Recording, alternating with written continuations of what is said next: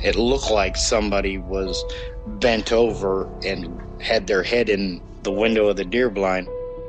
It either heard me or smelt me, and he pulled his head out of the tent and stood straight up, and that shocked me.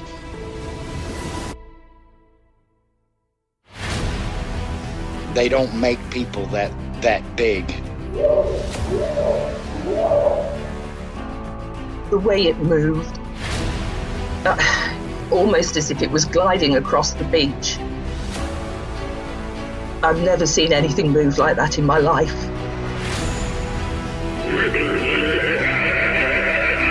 They were screaming at each other in gibberish.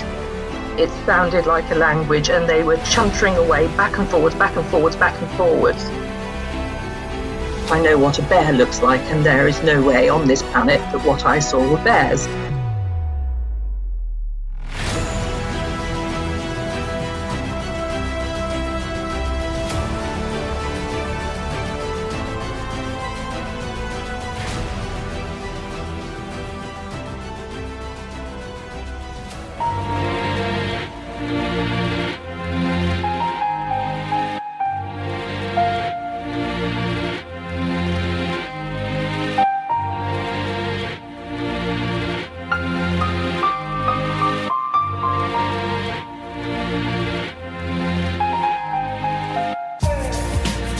Welcome to the show, everyone. Thanks for being here tonight. Got a great show planned for you tonight. That was the new intro of the show, and I'm still kind of tweaking and trying to perfect it. I feel like there's something missing in it. Can't quite put my finger on what's missing in that intro. I know a lot of people on social media are saying, put the 911 call back in, and I might.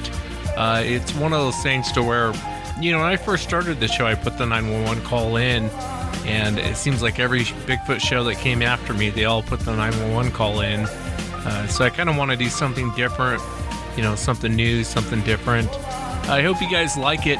Tonight we'll be chatting with Bill, and Bill comes to us from Louisiana, and he grew up on this property with his grandmother, who's still alive today. And Bill said, growing up on this property, I always heard weird things, always found strange things around the property, but I never really gave it a second thought.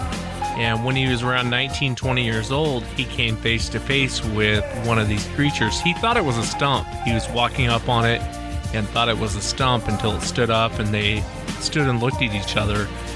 Very fascinating account. Hope your weekend is going well. If you've had an encounter and you'd like to be on the show, shoot me an email. My email address is wes@sasquatchchronicles.com. Let's jump into it tonight. I want to welcome Bill to the show. Bill, thanks for coming on. Oh, thank you. Yeah, I appreciate you coming on. And I know we're going to be talking a little bit about your grandmother and some of the strange encounters around that place in Louisiana. If you would, though, let's start with your encounter. Kind of tell us what you were doing and walk us into what happened. I guess it would start, like I told you before, it would start back when I was real young. I was, between second and third grade, because I spent second and third grade living with my grandparents. My parents were too busy my dad was a law enforcement officer, worked graveyard. Mom was in college, and nobody was generally at home, so they wanted me to live and go to school with my grandmother at the time. She owns about 100 acres of land, still does, and it's butts up to a well-known river in Louisiana. She has roughly about 10 acres that's cleared out as far as landscaping goes, and roughly, I'd say about 3 to 4 of those acres, give or take, were a garden, and that was a little over 100 yards from the house. That garden has a lot of fruit trees in the back. Something I didn't mention to you yesterday was we got to talking about me growing up as a child, and out there we played in the creeks. My cousins, I didn't have really any neighbors, so I was pretty much by myself unless my cousins come over for the weekend to visit. We would play in the creeks and in the woods a lot. One of my favorite pastimes and our favorite pastimes was we would cut off the bottoms of muscadine vines. They get fairly big around, big enough, to where you can grab a hold of it and swing across the creeks. And we used to do something my granddad always talked about when he was a kid. Some of the young sapling trees, you'd climb to the tops of them and you would swing from top to top. It's called tree swinging. But we used to do that all the time. And we played out there constantly. I knew those woods like the back of my hand. Occasionally, I would go out, and sometimes I would find what I always thought were giant footprints. At that age, I really hadn't heard much of anything as far as a Bigfoot or a Sasquatch or anything along those lines. There weren't really a whole lot of books. It was a very small community that I lived in, so you didn't have a public library. You didn't have a lot of stuff like that.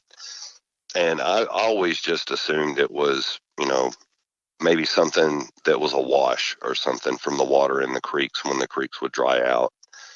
But it was much deeper than mine, let me tell you, and it was much bigger than mine. And even as a kid, you know that's bigger than your dad's foot, But I always figured it to be just washout, and I would always imagine that it was a giant that lived around. It was just typical kids, like behavior, wanting to play. We would notice on occasion, we had fruit trees, obviously, and we had tons of them, and multiple different kinds of fruit, between apples, pears, peaches, some figs, and just different types of fruit trees that we had growing back there. And occasionally fruit would come up missing off of some of the trees. They always chalked it up to other wildlife, possibly, we had tons of raccoons and possums and stuff. And believe me, they love to eat. And they would eat a lot of the scraps that we'd throw out in the back. So we kind of figured, maybe it was just animals and whatnot, taking some fruit every once in a while or something. And just kind of left it at that. But we had tons of deer out there. I remember my grandmother always saying, you should tell your dad to bring your shotgun down here. You can shoot a few of these deer and keep them out of my garden. But, you would find little things like that. It's just small little things but nothing ever bothered us. Nothing ever made noises out there in that particular area. And nothing out of the ordinary would happen out there other than finding little things like that. A little bit later in life, I was, moved back with my parents and whatnot. And eventually I moved out here to Georgia, started going to school out here. And at about the time I got around about 19 years old, somewhere in that general age range, I went home to go visit my dad. My mom lived out here. They separated. I moved back, with mom out here, and I would go visit my dad, during holidays and whatnot. Decided to, my cousins and I, when we were teenagers, we would play and camp out at the other end of this river. There was another portion of this river, roughly about, I'd say as the crow flies, about 10, 15 miles from my grandmother's. It was on that whole property out there was all owned by one of the large paper mills. And we would go and camp out on that end of the river. We played out there as teenagers, and we spent a lot of time out there too, basically just being kids. Some styrofoam pontoon like material would come down from the paper mills, and we would make rafts out of it, just playing. Later on, when I was living up here, like I said, about 19 or so, I decided to go back. And one of my cousins, he was a little bit older. He was in college. He had taken off. He was gone. One of them was still there, but he was busy, and I wanted to go back out and go camping in our old spot. And so I decided I'd go by myself. I didn't really pack a whole lot, packed a blanket and a tent, a small little cooking kit. That's really about it. A little bit of water that I took with me. But for the most part, I was just going out there for one evening, so didn't really need a whole lot. Got out there and was walking. I guess I got to set that up too. This is off of an old power line run. Part of the trail leading out to it, you had to hike down this